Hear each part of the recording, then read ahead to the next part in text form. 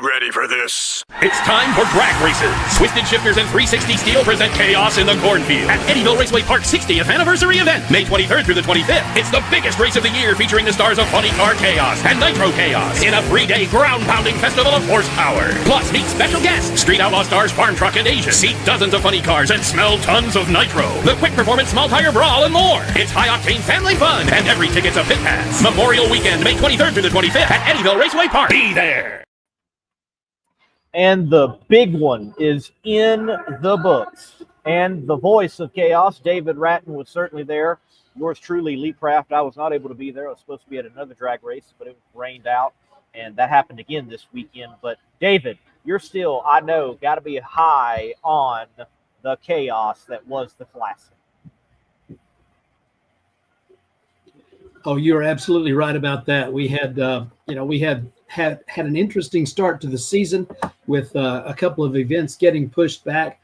But when we got the chance to finally get started and get things going at a place that's known for bringing unbelievable performances to the forefront, it was that way all through the weekend. And we had record performance after record performance. And the photographers were having a field day, because there was so much grip on the racetrack that in addition to those incredible performances, we had some folks with the wheels way up high. And unfortunately, that led to some challenging situations for some of our people. But, oh, my goodness, what an incredible event. As we've come to expect at the Funny Car Chaos Classic at the Texas Motorplex, it delivered. It delivered the car count. It delivered the fan support. It delivered the great racing action in the supporting cast with those amazing Dirty South gassers. There were over 3 dozen Dirty South gassers, and that's a great show all by itself.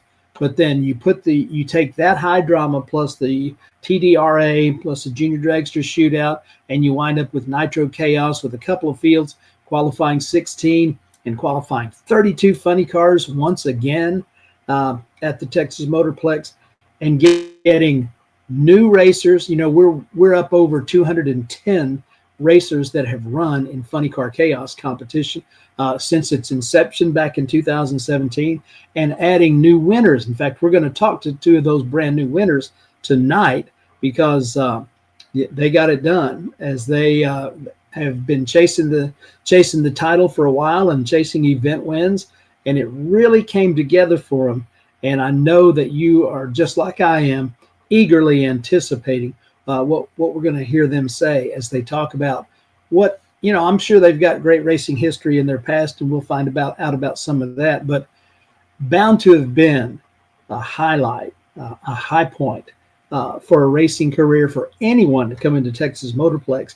And with fields this stout and the number of incredible performers that were there doing their thing and doing it so well, to come away with the victory, oh man, it was just, it was excitement from the word go.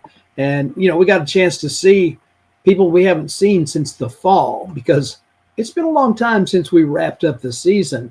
And when you get a sense of the kind of community that has developed around Funny Car Chaos and Nitro Chaos, and having the opportunity to once again connect, not just go out and race with each other, but, all the preliminaries with the, with the concert and the memorial service and all the things that were a part of this special weekend. The connection, I'm here to tell you, it's strong. It's strong as it ever has been. And it's getting better week by week. And I know that those of you that were there experienced the same type of magic, the power that comes from these race cars performing at a high level. And it was simply fantastic to be able to be there and be a part of it, and the Motorplex crew, they did such a good job all through the weekend. We had a few things that, had to be cleaned up, but it was at a minimum. And one of the things you get concerned about over the years is that when you have this many high horsepower cars, it's like, how much downtime will there be?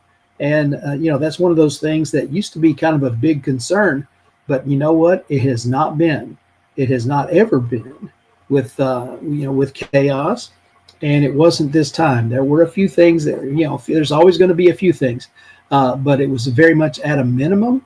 And so we wound up with Thursday testing being good and seeing some folks that come out and get a chance to try on the racetrack for perhaps the very first time. And then we wind up getting some of our qualifying in on Friday, but it wound up making us have to try to put 10 pounds of potatoes in a 5-pound sack on Saturday to get the whole race run. And to everyone's credit, so many people had a lot to do, and it was more than you generally have to do in any single day of racing. But no complaints, no problems, just run the race. And, we were able to get everybody paired up and out on the racetrack, and still finished up at 10:30, which was, about an hour later than we normally would. But for an event like this that had to go, was going a certain way, and we were very much excited for the way things turned out. And how did they turn out? Well, in Funny Car, the 2024 champion, Shane Lawson, comes in, and he comes home starting off the season just even a little bit better than he finished the 2024 season, getting a win in the final round. And then we had in the B-Field, and we're going to talk with Funny Car Mike Irwin, as they wound up in the victory circle for the Alkydigger B-Field. Jade Cook in her 11th final round gets win number 6 and wins the Wolf Pump C-Field. And first-time winner, another one, Todd Simpson, got a win in the Texas Motorplex D-Field. And then over on the Nitro Chaos side of things, not one, but 2 brand new winners. We'll talk to B-Field winner tonight, James Gilliland. And in the A-Field, a guy that was on Chaos Live just a few weeks ago, talking about that dragster. And I didn't forget about getting in the car and getting fired up on that deal, Jake. I will take you up on that at another point, but it just didn't happen to happen at the Texas Motorplex. But Jake Sanders with the Menace car from Tennessee, and they came in, and that car was running just exactly like they were hoping to see it run, with all the changes that they had made and that you heard Jake talking about on his appearance on Chaos Live just a few weeks ago.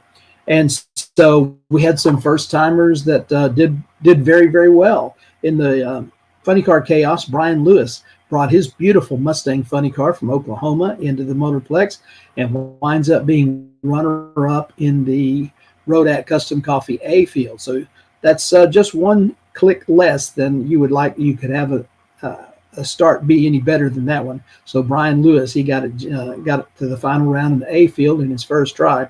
And McKaylen Haddock, got to say, I was so impressed with the performances of that team. McKaylen is the driver, and of course his father and all their crew that were putting that car together and making sure it go.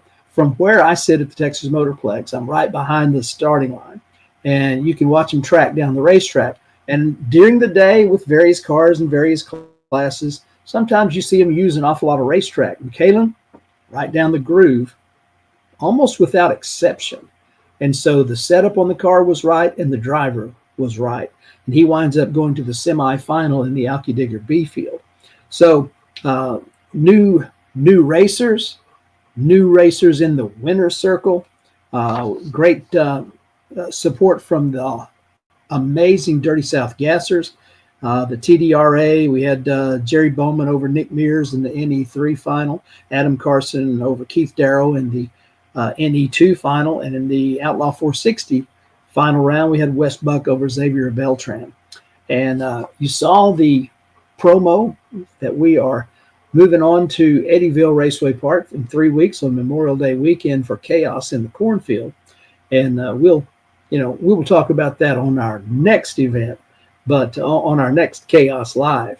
But tonight, you get a chance to talk to listen to hear from 2 first-time winners in Funny Car Chaos competition.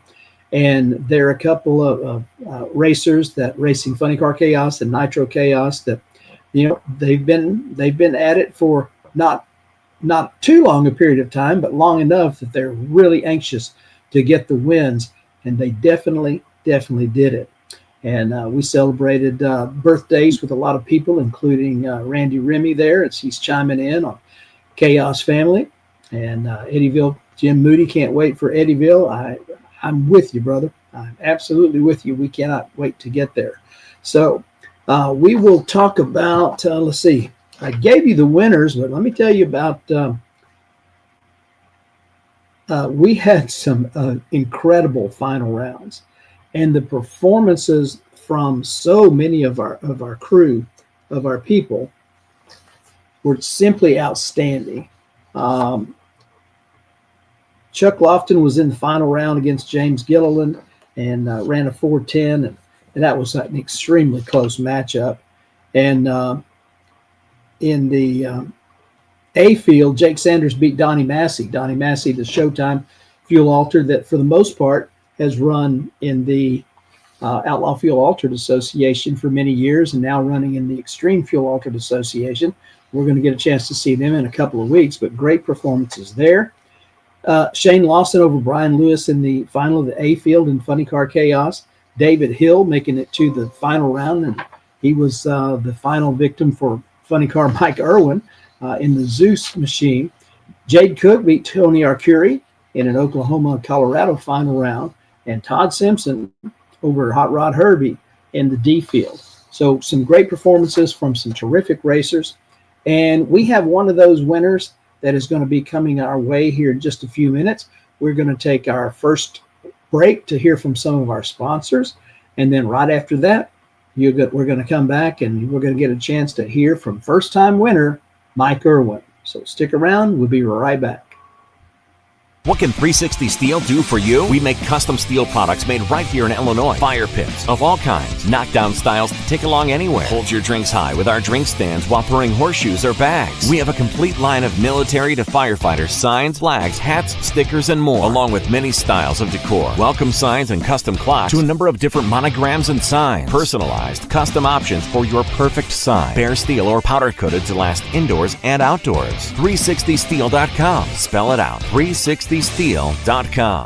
Check out Twisted Shifters for the largest selection of made in the USA custom shift knobs and adapters. Made for muscle cars, old and new, hot rods to race cars, and for the big rigs. With our original shift toppers adapter for the air shifters to use any threaded shift knob like the old days. Add custom lettering and logos to make it your own custom shift knob. TwistedShifters.com. We are made in America and we ship worldwide.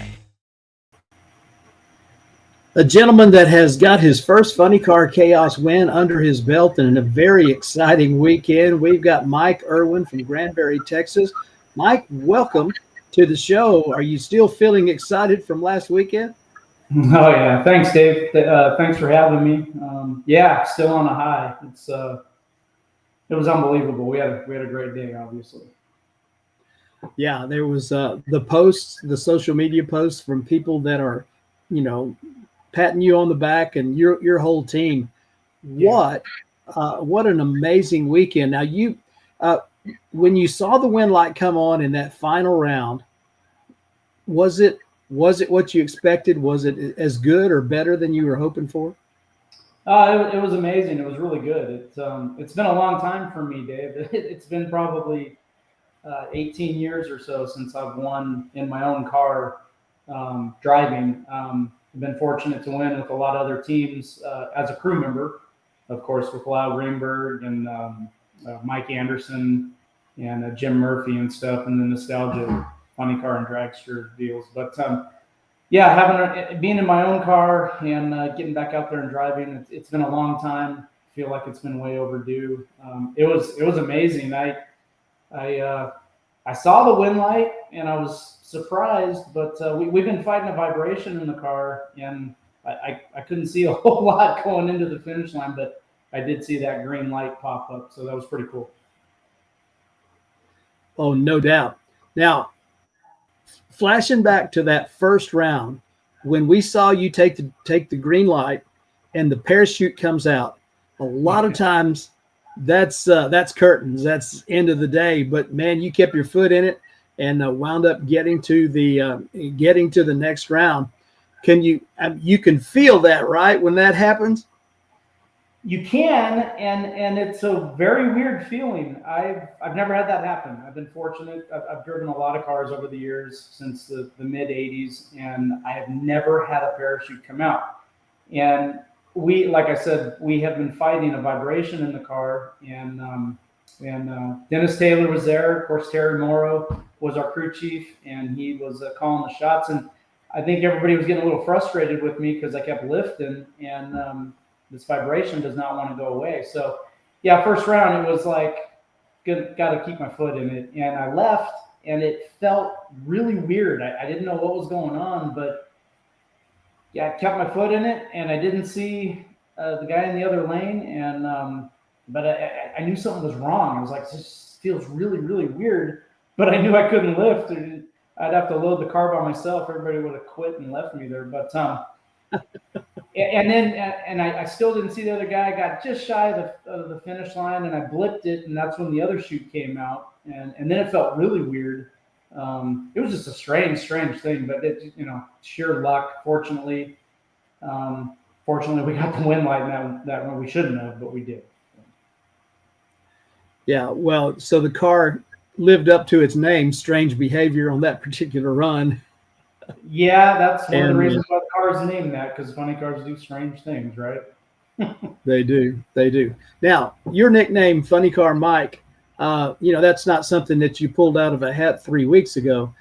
That goes back to your history, and I know that you touched on some of that, but for your ever-growing fan club, tell us more about how the name came about and how much you've been involved with the world of funny cars for several years now. Yeah, so basically, it seemed like every team I was on or where we were around, there's always 3 or 4 Mikes, right? So it's a very common name. I had a few friends a long time ago, well over 20 years ago, that just nicknamed me. 2 of them in particular just said, I'm going to start calling you Funny Car Mike because there's so many Mikes around here. We started back in 1990, 91-ish with a funny car in the California Independent Funny Car Association. I had actually driven a funny car before that. Got my license in 1988 in an old Steve Leach Starfire Monza funny car. It was a blown gas deal owned by a guy named Bob Vance and out in Southern California. And I was 18 at the time or something like that. And Bob was brave enough to let me drive his car, and we got licensed. And so I've always been into funny cars. I like dragsters and altered and stuff, but I'm a funny car guy at heart. And so the name just kind of stuck. So Funny Car Mike it is. Well, it fits more and more as time goes on, especially as you keep turning on these wind lights. And now you've also got, I guess at what point in time you could have been VW Mike, because you've got a very famous Volkswagen that your name is still attached to from across the pond. The stage fright car. Right. Yeah. So back in the early 80s, I was in high school. VWs were a big part of the Southern California culture. Cal-Look VWs were gaining popularity, and I actually really didn't care for them. I was 14, 15. Obviously, I wanted a Camaro or a Chevelle or a real car. Ended up getting that VW, and we started building the thing. It was a street car for a while, and then had a little incident street racing and kind of got in trouble. And my stepfather, Bob Bailey, helped me with that car. And we built it. A friend of mine painted it in his garage, and it ended up being in magazines and stuff. It was a really cool car, but had a lot of fun with it. Actually, back then, Bob Godfrey, who runs the Nostalgia Funny Car Circuit, he was running a VW. Corey McClenathan, obviously, we were all running VWs back then. It was a good start. It was a lot of fun. It was a good start, but it was time to move up to funny cars and go that route. Now you did some time with various teams in nostalgia funny car racing. Is that what I'm gathering from some of the names that you were tossing out earlier? Yes, but yeah, nostalgia funny cars and nostalgia top fuel. I've been really blessed to drive several nostalgia top fuel cars over the years, and that's kind of where I got into the top fuel stuff. But Dave Smith, owner of Sacramento Raceway, had a car called Nitro Fever. I was working on Mike Fuller's Forever Young car at the time. We were testing at Sacramento, and Dave was looking for a driver for his car. Jason Ritchie had been driving it, and he just stepped away from it. And so the next weekend, I was getting fitted in the Nitro Fever car, and we drove that car for a couple of years. Didn't have a lot of success with it. We actually had a lot of trouble with that car, but it was good experience. And then I drove Mike Fuller's car several times, filling in for Mindy Fry and Mike McLennan. And when Ronnie August was driving it, I was doing the clutch on that car at the time. I was with Fuller for about 4 years. And then I got a call from Dale Schur out of Waterloo, Iowa, with the Orange Crate Nostalgia Top Fuel car. And he asked me to fill in. Dave Harada was driving the car at the time, and Dave was running his A fuel car. And Dale asked me to drive his car. So we did some match racing and stuff. I think that was 2017 or something like that. And then I got a call from Bobby McLennan with the Champion Speed Shop car. Adam Sorokin had hurt his leg, and Bobby needed somebody to fill in. And Mike Fuller suggested that he give me a call. And so I got to drive that car. It was one weekend. It was a match race up at Sacramento. But to drive the championship, the Champion Speed Shop car was really cool. So. And then the nostalgia funny cars, I do the clutch on Lyle Greenberg's car when occasionally, and learned a lot from Lyle. Lyle's super family to race with, and learned a lot about these nostalgia funny cars. Yeah. Now, being a Southern California guy, how did you get to Granbury, Texas? It's a long story. I was working on Jim Murphy's car, and we had a race in Bowling Green, Kentucky. We had a layover here in DFW, and there was thunderstorms, and we got stuck here for like 12 or 13 hours. And me and one of the crew guys rented a car, and I'd never been to Texas, and so we started driving around. And long story short, we came back here. I was working on Jim Murphy's car when Roland Leon was the crew chief, and Roland came to the CHAOS race in Denton. That was 4 or 5 years ago. He was a grand marshal, and Roland called me and said, "Hey, let's go out there." So my wife and I came out, and of course caught that race and hung out with Roland. He was helping John Troxel, the Brutus car, and hung out with those guys for a while. And then we stayed an extra day or two, my wife and I, and started looking around. But we wanted to be on a lake, and we actually found Granbury by accident. My wife was actually talking to some people in the stands, and they told her about Lake Granbury. And we came here the next Sunday morning, and fell in love with it. And then we bought property here about 6 or 8 months later. Wow. And so, yeah, I do remember that. One of the things about CHAOS that has been so much fun, as a guy that grew up in love with funny cars, and that's what drew me into the whole thing in 1970 was funny cars. And getting a chance to meet and interview Roland, first at Mocan and then at Denton, and just seeing him around and getting acquainted with him. And of course, Rick Johnson is at a lot of the races. He was there at the race this past weekend, who drove the Hawaiian. And, right. But there's so many, Richard Tharp and Nelson Carter and all these guys that are part of the fabric of the sport, and getting a chance to see them show up at a CHAOS event. Talk about a bonus for a guy that grew up seeing those guys racing, and now getting a chance to meet you and see you race and connect those dots with people that this means so much to. It is definitely a blast. So you coming to work with Jim Murphy on his car and meet out at the CHAOS race at Denton. So CHAOS, did that plant any kind of seed in you at that time? Oh, absolutely. And we were looking because we had our own car on the CIFCA circuit, the California Independent Funny Car Association, which we ran for 20 years. Great group. Had a blast running that group. But at the time, it was out of service. The Jim Mayer, the president, he had stepped down, took some time away, and some other people ran it for a couple of years, and it kind of lost traction. And then it's recently come back. James Mayer's pretty much brought that back. And but at the time, we had this funny car sitting in the garage, a blown alcohol car that we had no place to run. It wasn't a top alcohol car. It wasn't a bracket car. It was a blown alcohol car, and we had no place to run it. So CIFCA or CHAOS was just starting to take off. Of course, we were on the West Coast, and we're hearing the stories and stuff. And that was another reason why we wanted to come to Texas. Actually, CHAOS was a big reason why we moved to Texas, was to have a place to run.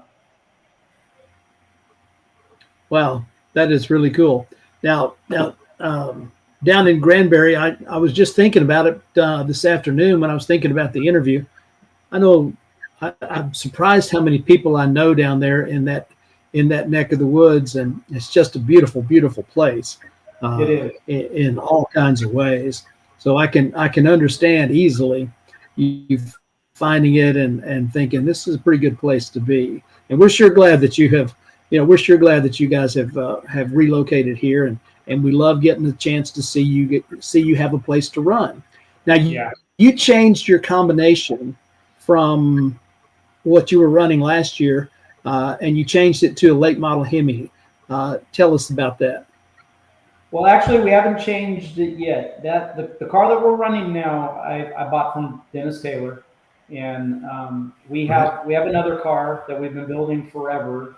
It's a '77 Firebird, and it has a 392 in it. It's got a Rodec 392, which we can't get parts for now. So Dennis and I started talking about a year and a half, 2 years ago, and he was talking about retiring, and I was talking to him about the engines. I needed 426 stuff, and he's either a really good salesperson or I'm really stupid, but ended up getting his car, and it's exactly the same as it was last year when we ran 3 events last year, the three CHAOS races last year, and it's the same exact.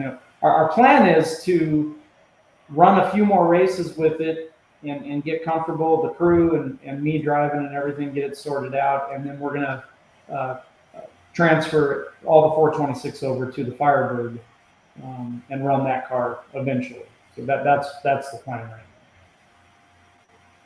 now. Okay. Well, you've certainly, that car of Dennis's that you now run, it's always been an incredible looking car, the evil, wicked, mean, and nasty, and that makes me probably makes you just think of the same things of the old T-shirts from Carcraft and Hot Rod, because it's talking about 57 Chevys, 5.7s are evil, wicked, mean, and nasty. That's what flashes into my mind when I see that. But you guys, with the success that you're having, are we seeing you? You said you're running 2, 3, 4 more races this year.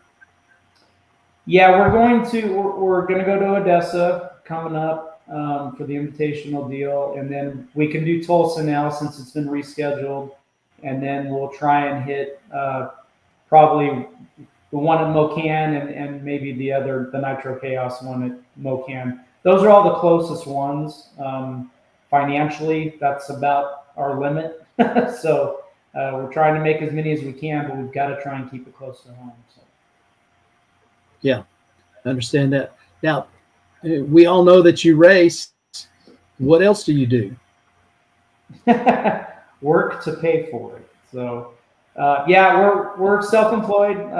My wife and I have owned a window tinting business for 30 plus years. We started it in California right out of high school, and we still do that. And we both do Medicare. We're both healthcare agents, and we specialize in Medicare. So, other than that, the race takes up most of our time. So don't do a whole lot. I think I'm the only guy on Lake Granbury who lives on the lake that doesn't have a boat, but we need to fix that eventually too. Yeah, eventually you're going to need to take care of that. And this year, I don't know how the lake level is, but it certainly should be pretty good. It's the highest I've ever seen it right now. Yeah. Yeah, I can believe that. So, well, man, what a pleasure to have you here on the show and learn more about you and have the people in Chaos Nation get a chance to hear from you and learn a little bit more about the Irwins. And I tell you, I don't know of anybody that appears to be having more fun at the races than Kelly. That's good to hear. That's good. I'm always in the car, so I don't know what she's doing, but that's good to hear. She's very supportive. She's very supportive and loves to be a part of it. And you know, she's the prettiest backup girl out there. Of course, I'm a little biased, but she has a good time. She has a good time doing it. We're trying to keep it, you know. Well, your whole team. It's always been a family thing, and we're trying to keep it that way. Our son Carter works on the car, and eventually we're going to get him licensed, and he's itching to drive really bad, but Dad's not quite ready to give up the seat yet. So, yeah, it's a cool family affair, and it makes it really fun. Well, that's what Chaos is about. It's family fun, and of course, that rule number one, having fun. Keep doing that, and we look forward to seeing you at the races. Hey, man, thank you very much for taking some time out so we could celebrate the victory with you, hopefully the first of many. And I know you feel the same way, but really a pleasure to have you on tonight. Awesome. Thank you, David. I appreciate it. All right. Absolutely. Well, there you have it from Funny Car Mike, and you found out a little bit more about how that name came about. And of course, 20 years running in the SIFCA. He's certainly got plenty of experience around funny cars and dragsters and Nitro and all of that jazz. So celebrating with them on their very first victory in an event of Funny Car Chaos, and probably not the last. Well, another one of those first-time winners that was able to close the deal and win the buckle at Texas Motorplex is going to be our next guest. As we take a brief break here, and after we come out, we're going to hear from James Gilliland, and the Psycho 2 pilot will be telling us about his experiences at the Motorplex this weekend. Hang in there. We'll be right back. Driven Racing Oil's GP1 Nitro 70. Trusted by top engine builders, winning racers, and devoted horsepower enthusiasts across the world. Driven takes legendary base oils, such as the ones from Brantford, Pennsylvania, which comprise our GP1 line. Then, we boost that superior base oil with state-of-the-art additive packages. Driven's GP1 Nitro 70 not only provides anti-wear protection, but can shield cylinders from washout and fuel dilution caused by methanol or nitro-based fuels. Learn more about Driven Racing Oil by following us on Facebook or Instagram at Driven Racing Oil, or shop now at drivenracingoil.com.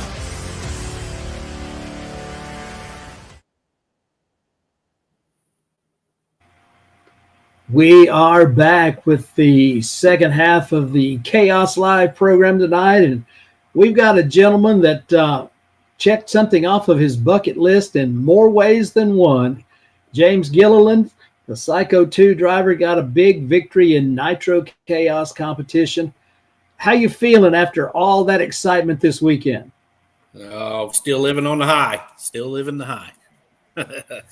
And that was so much fun to watch. I've seen you guys as you've continued to race and know something about the heritage that your family has. And I was tickled to read your post about team roping and wanting to win the buckle. So I got to ask, you a header, a heeler, or did you kind of do some of both? I was mainly a header, but I kind of tinkered around with heeling some here and there. But yeah, I started roping when I was probably 7, 8 years old, I would imagine. You know, my dad had roped for years. So that was just something we always wanted to do, me and my brother both. Yeah. Yeah. So, well, now that buckle that came from Texas Motorplex, I got to tell you, bud, that's a sweet buckle. Oh, yeah. I love it. That thing is nice. Yeah. You can wear that, and your team roping buddies will definitely be, have a little case of buckle envy for sure. Heck yeah. That team roping, it even cost me a thumb. A lot of people don't realize that, but yeah. Yeah, that's something that can happen. And I did notice one more thing about rodeo. I did notice that you married the rodeo queen. Oh yeah. Heck yeah. Yeah, That's my father-in-law's. Let's see, they got 4 daughters, so she's right there, kind of in the middle. She's the second from the youngest. Yeah. So that family that you married into, of course, they've been around the racing world for a long time. Now, had you been involved in that, or did you just flat marry into it? No, I've been drag racing since I was in my 20s, but I always ran door cars. I never had a fuel car or a blown car as far as that goes. I started out in a 73 Dodge Duster that a friend of mine hooked me up with, and I ran it for several years. Won quite a little bit of money here and there, just playing around. And then I decided I wanted to go faster, so I traded it, sold it off, got rid of my motor and everything, and I bought a 67 Plymouth Barracuda chassis car. And didn't have it very long. Got in a little bit of trouble and had to get it. I had to sell it and my motor for it, and regroup and started playing around with a 70 Challenger that I bought from a really good friend of mine. He passed away now. It was Dale Gebhardt's brother. Gosh dang, I can't even think of his name now. Crap. But anyway, he was a great guy. Great guy. He ended up getting pancreatic cancer and passed away just probably 3 years after I bought the car from him. And he did get to see it go on drag week. That's what I bought the Challenger for. It was street legal, and I run drag week with it, and was the fastest Mopar, or fastest Dodge anyway, on drag week in 2018, the only year I went. So. But yeah, I've been drag racing for several years. Well, that's cool. I'm glad to find out that little bit of history. So, what was your home track? Where were you racing when you were doing all this? I would say Mocan's probably my home track. I'm right in the middle of Tulsa and Mocan, but I raced Mocan a bunch back when I was younger. I just love that track. You and me both. For different reasons, but some of them the same. I'm sure it doesn't get a whole lot better than going to Mocan Dragway, and the fans there are just incredible. And I'm not telling you anything that you don't know. So going fuel altered racing, going nitro racing, was that something you were invited to do? Did you and Dale start kicking ideas around, or how did that come about? Well, in 2018, they had the psychotherapy car, and they had Howard Knowles. A lot of people don't realize this, but Howard Knowles is part owner of Psycho 2. Him and Dale went in together and started the psychotherapy, and then Howard got to where he couldn't drive or didn't feel comfortable in the car or something anymore. I really don't know the whole story on that. And Aaron Lyda took over, which was Dale's old driver. He drove the Hemi Hunter for years, did a whole lot of racing in the OFAA and several different other things. And they did really, really good. Well, Aaron in 2018 got involved in an accident in psychotherapy in Eddyville. And it ended up messing his back up a little bit. So he decided then that he didn't want to run anymore. Well, my father-in-law, he wasn't done racing. He wanted to go more. So they ended up getting another car, and that's when I kind of got involved with them in this car and told him that if he didn't have a driver, I would like to try it myself. And he said, well, I don't, he was a little hesitant at first because I'd never drove anything like this. But we talked about it quite a bit, and I helped build the car from scratch, basically. And just that's where we are now. I started driving, and my first real pass was in Texas at the Motorplex probably, was it been 4 years ago, I think, 3 or 4 years ago. And which was kind of cool because that's my first win is the Motorplex. So that come full circle right there. That just was icing on the cake for me. Yeah, absolutely. And yeah, I knew the connection with Howard Knowles because, going a long ways back with the Outlaw Fuel Ultimate Association, I think Howard, cheaper than therapy, something like that, or psychotherapy. So the mesh between the two names was just right. And haven't seen both of those guys race for several years. So it was when I saw Psycho 2 come out, I thought that is just right. That is just right. And people probably say this to you. It doesn't help. It doesn't hurt to be a little crazy to strap yourself into a AA fuel alter. Those awfuls are known to do crazy things, right? Yes, sir. Everybody that has talked to me said, what is wrong with you? We thought you were a normal guy. You drove door cars for years, and now you're going to drive this fuel altered. Something's happened to you. You fell off your rocker or something. But yeah, it's. I wish I could explain driving one of these things. You just can't explain it at all. You don't know what's going to happen from 1 minute to the next. So it's just a lot of fun. I love it. Well, it shows, and it is showing more and more. As you guys, you've gone rounds. It's never been a problem making the car go fast and go rounds. But sometimes, that nitro starts to eat things and chew it up and spit it out, and it makes it difficult to go 2 rounds or 3 rounds of qualifying and 3 rounds of eliminations. But this weekend, you guys, I'm not sure you had anything at all go wrong. It seemed to be like you had no parts breakage and just about as smooth a weekend as one of these can have. It was a very good weekend. It was kind of odd, like you said. Normally, we come out there and we'll have a problem or two that usually we can fix. Nothing big. But this weekend, when we put the car together over the winter, Dale said we're going to go back to our old tune-up. We had tried some new stuff last year, and it just wasn't working. So he said we're going back to our old tune-up. We're going to put the car back together the way we started, and we're going to start from scratch again. And I said, okay, that's fine with me. You tune it, I drive it. I don't care. So we put the old tune-up back in it. I say he did, and we come out there and he had it tuned up for a 380 pass right off the trailer. He said, that's where I want to start. And by golly, he was right there real close with that. And it just worked out all weekend. The motor was healthy and it was living, we wasn't hurting parts at all.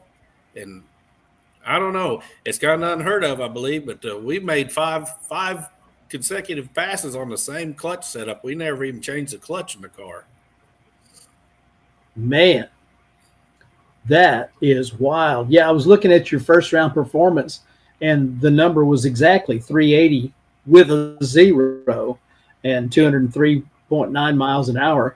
And that was, the guy in the other lane, Jonathan Johnson in the dragster, had to shut off. So it was a solo. But, it went exactly what Dale was aiming for, the 380.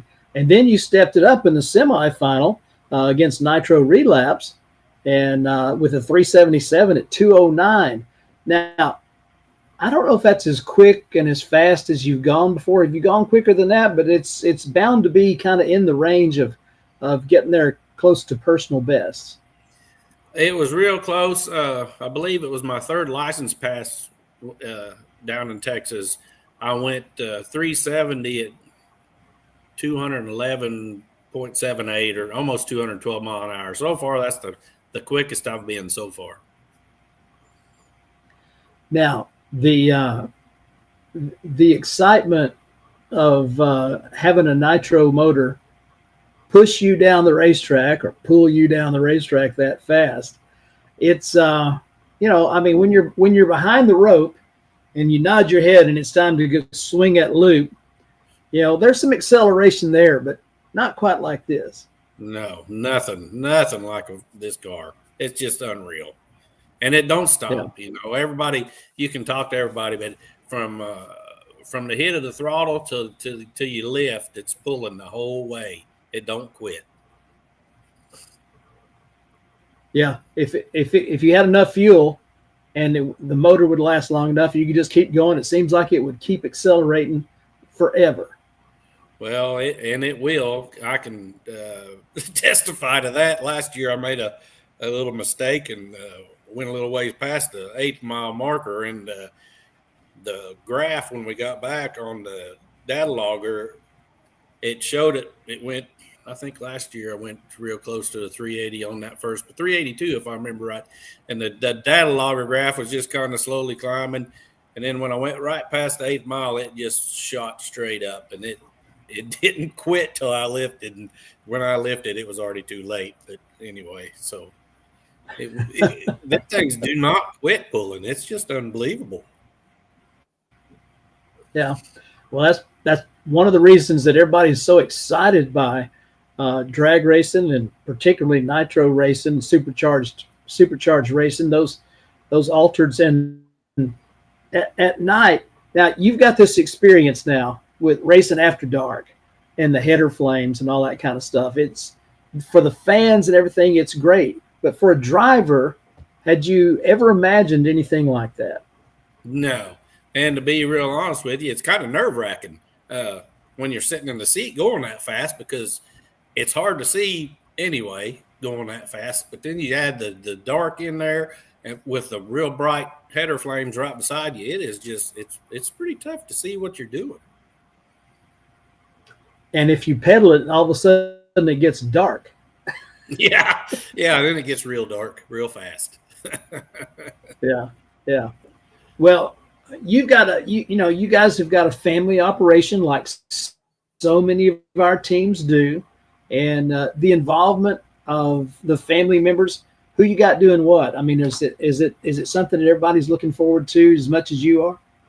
Yeah, my wife, of course, she's my backup girl. She does a fabulous job at that. She does very good. Dale, he does the tuning. He's the big tuner guy. Aaron Lyda, he's the old driver that was involved in the wreck, but he stays with us, and he's our electrical guy. I mean, he's just a guru at all kinds of the electrical stuff. Randy Lafferty, he'll do the heads or rocker arms. He's got the valve covers off.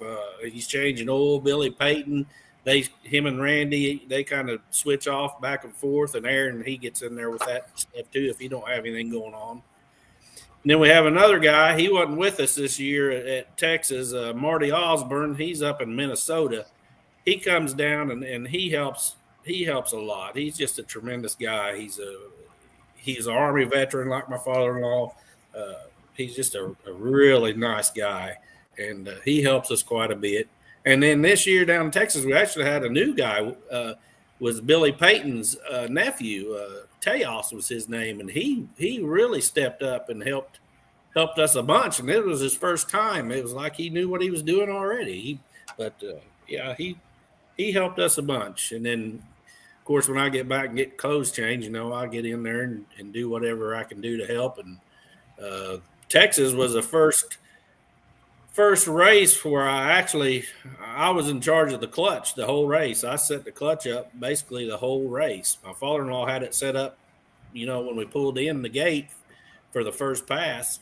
And then after that, I pretty much ran the clutch myself the whole rest of the race. So that was a little nerve-wracking too, because I knew what I was doing, but I'd never done it before, and I didn't want to mess up. I wanted to make sure I was making the right moves and doing the right stuff, and I guess I must have did all right because it worked out. Yeah, it did. It did very, very much work out. Hey, you've had win lights before, and you've gone win light first round, and you've had win lights before, but when that third win light comes on in the day, is it any different? Well, you're talking about the last win light that I've seen. Yeah, that was a lot. There was a lot going on when I seen that light come on. I fogged my lens up, to be honest with you, because I was in there yelling and screaming.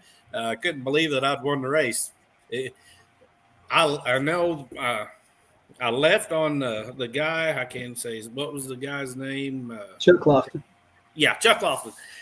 I left on him, but I bet I did. Within 100 foot, he had caught up with me, and pulled ahead of me. And I thought, holy cow, this guy is fast. I couldn't believe that he caught me like that. But he rattled the tires almost the same time I did. Mine shook, and his shook real hard, I know, because he got out up at the big end rubbing his head, because it must have rattled his head pretty good. But as soon as his shook the tires, he drifted back, faded away from me, and then mine did right after him, and I pedaled twice and stuck it back on the mat and went on through and seen the green light. But I didn't realize he was that close to me. I think the win margin was 0.042 seconds. So he was right there at my wing, but I didn't even know it. Yeah, that's one of those things. I mean, it's 660 feet, but like you said, you left on him, and but you had a 989 60 foot, and he had a 919. So Yeah. I mean, that's quick. And it's like, it's amazing how many things you can experience and take it all in like it's a lot of time, and it's fractions of a second. And the more experience you become as a driver, the longer it seems to take. And but you described that. I could just imagine. I was sitting up high looking right down at you guys, and you left, and I mean, Chuck was flying. And but then it got to be a pedal fest down there at the end, and you wound up getting the victory. But boy, howdy, I love hearing about your experience. The more experience you get, and you've got a real knack for talking about what happened on the racetrack, and I'm sure that translates well when you're talking to Dale about what it did and all those kind of things. And that's just one of those marks of a champion, and I think you've definitely got it. And so, looking forward to seeing you guys racing with us some more. Are you going to be at all the races? I know you guys went after it hard last year. Are we going to get a chance to see more Psycho 2? Oh yeah, we're going to be every race. That was when I had a minor surgery there last year, and we missed the very last CHAOS race there in Illinois. I hated missing that, but I had to have a surgery done. And as soon as I got back and to the shop and we got back to work on the car, we decided right then that we were going to make every race. We're going to chase this points, and we're going to try to do the best we can, and we're off to a good start. So I hope we can keep the momentum going and just keep winning races, going rounds. That's what we got to do. That's a fact. You guys are off to a great start, getting that win in the first one. And, the first win, it's the first race of the season. Now everybody's shooting at you, but you got a lead on everybody. And That's so, right. as we go to Eddyville, a lot of people, that's their favorite place to go, because it's such an awesome track. And we didn't get to go there last year, so I know that everybody's really anxious to get up there this time. But we'll look forward to seeing you and your family and your team, and seeing what you guys can do up there at CHAOS in the Cornfield. Thank you, James, for spending some time with us tonight. I know that everybody in CHAOS Nation is thrilled that they got a chance to hear from the man behind the butterflies. Thank you, David. I really appreciate it. Thank you, Chris and Tara, too. Absolutely. All right. Thanks to everybody. We'll be coming back for our final segment here in just a little bit, but boy, howdy. These interviews tonight with these racers, it is exciting to see the joy that comes from racing CHAOS and winning in CHAOS. Be right back. Hang in there.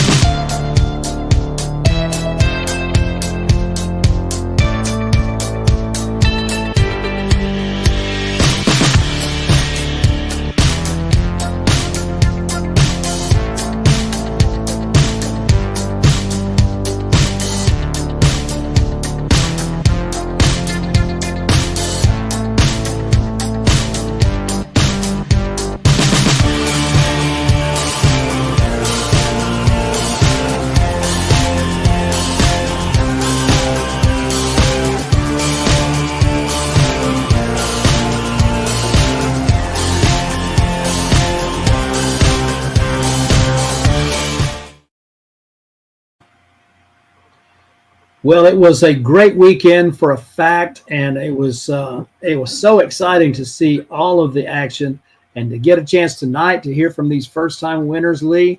I was having way too much fun there, and I know that everybody was glad to hear from these brand new winners in chaos competition.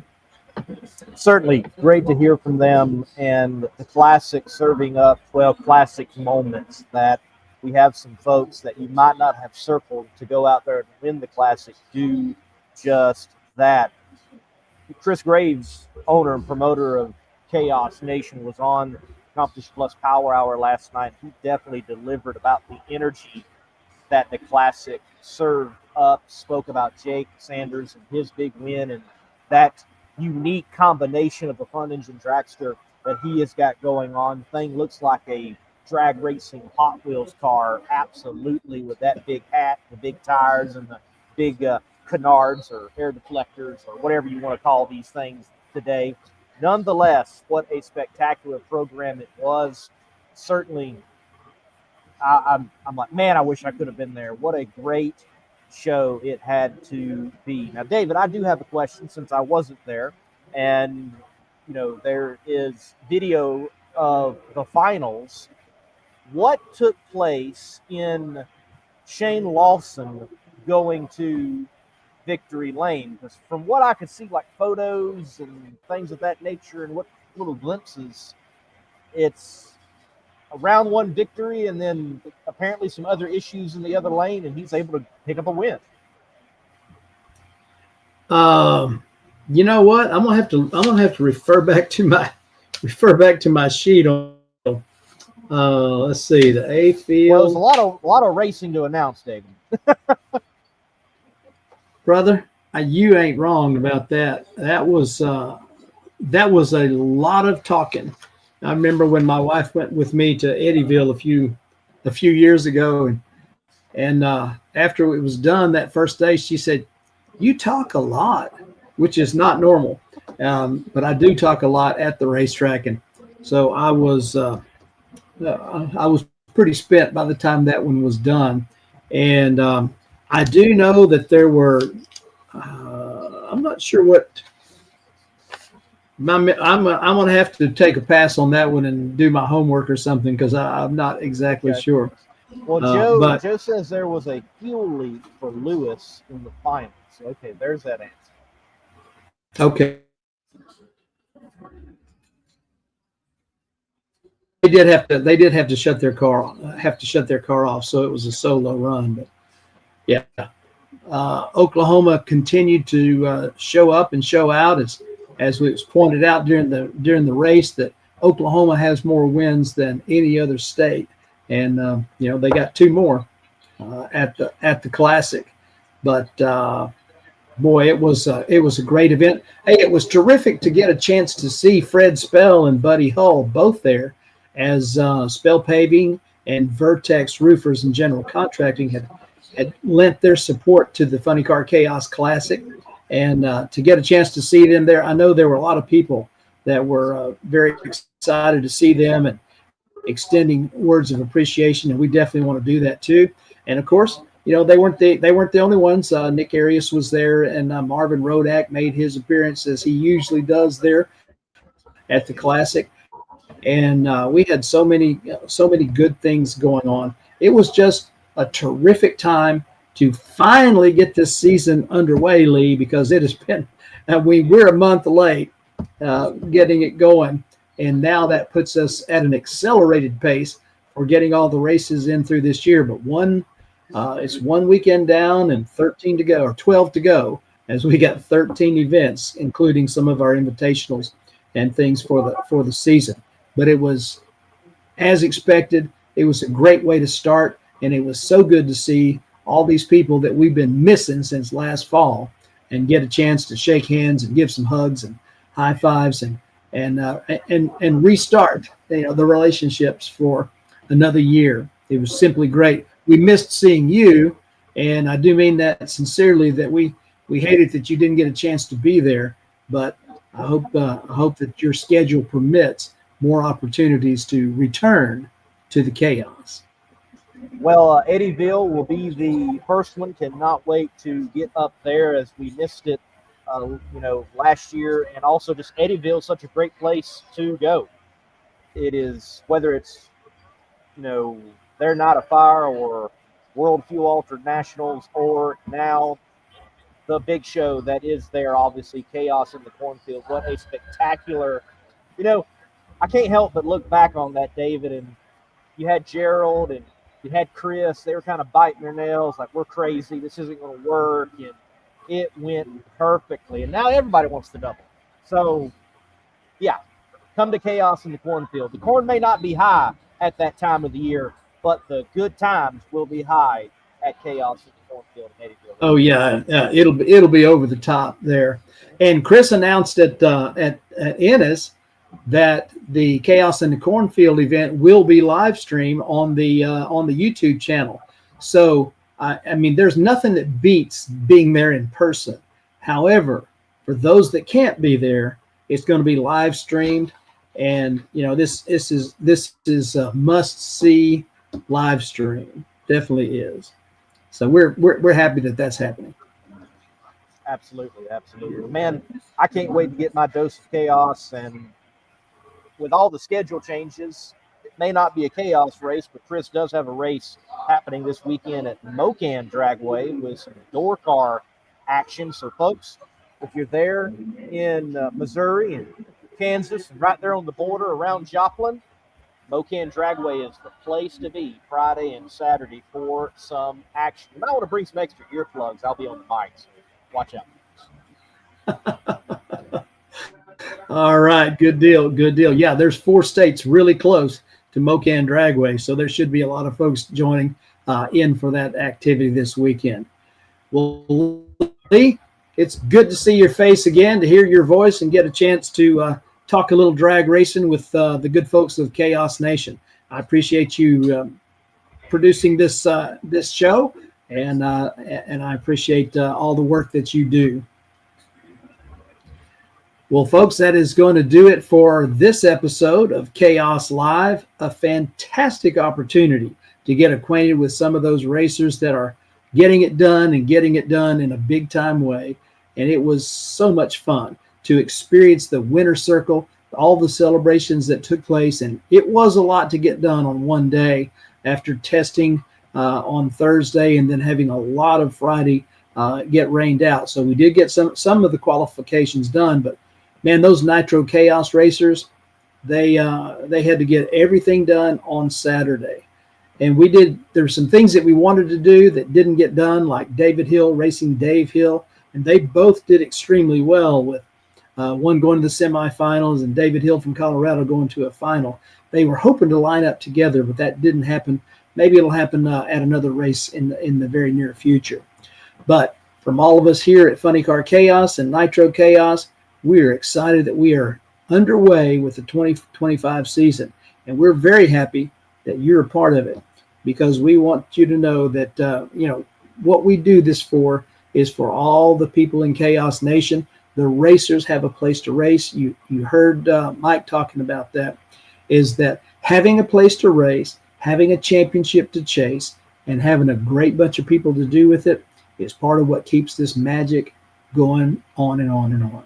And so thank you for tuning in. Share this with your friends and let everybody know that there's only 2 kinds of people in the world: those that love Funny Car Chaos and those that have never been. And so for all those that haven't been, gather them up and take them to a Chaos race soon. The next opportunity is going to be Chaos in the Cornfield. Memorial Day weekend, we'll race. We finally get to say we race on Sunday, as we'll be Friday, Saturday, Sunday for Chaos in the Cornfield at Eddyville Raceway Park. And we hope to see you there. In the meantime, in between time, remember, be kind, be well, and be awesome. We'll see you at the Chaos. Good night. Are you ready for this? It's time for drag races. Twisted Shifters and 360 Steel present Chaos in the Cornfield at Eddyville Raceway Park's 60th anniversary event, May 23rd through the 25th. It's the biggest race of the year, featuring the stars of Funny Car Chaos and Nitro Chaos in a 3-day ground-pounding festival of horsepower. Plus, meet special guests, Street Outlaw stars Farm Truck and Asian. See dozens of funny cars and smell tons of nitro. The Quick Performance Small Tire Brawl and more. It's high-octane family fun, and every ticket's a pit pass. Memorial Weekend, May 23rd through the 25th at Eddyville Raceway Park. Be there.